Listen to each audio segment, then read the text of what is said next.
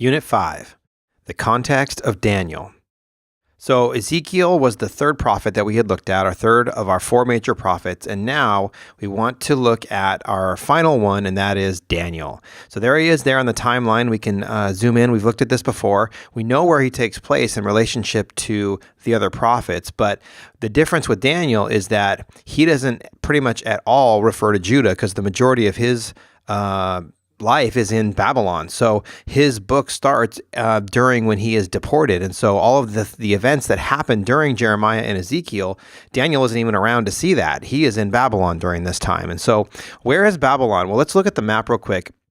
This is what the nation looked like after it split. We've seen this a ton.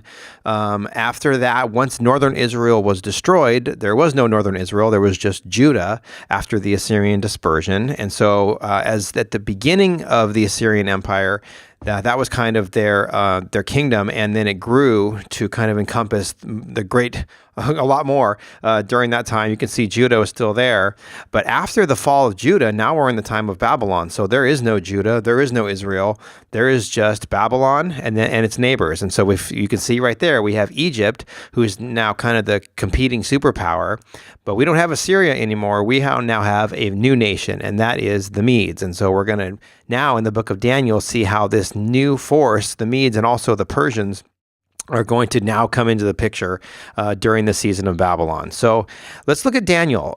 Who is he? He is the prophet of apocalyptic visions. I mean, he's a lot more than that for sure. So what do we know about Daniel? Well, he was captured during the first wave of deportation. So he was among that first group taken out of Judah over to Babylon.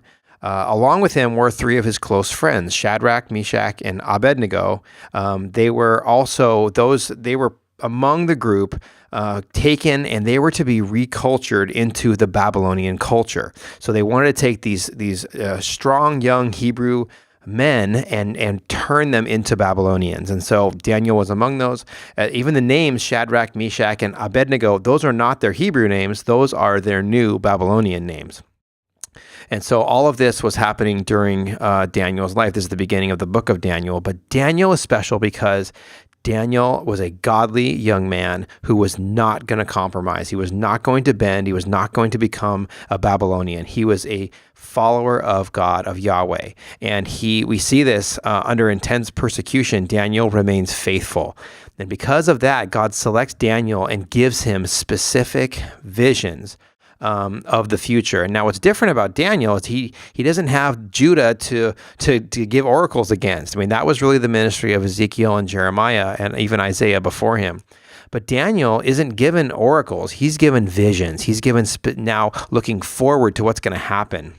And in fact, Daniel himself is never even actually called a prophet, but he is one because he is one to whom God speaks directly. And more than that, he's the one that God reveals mysteries to. So the mysteries of what is to come, now that Judah is gone and there is no Israel, what's happening next? God speaks that to Daniel.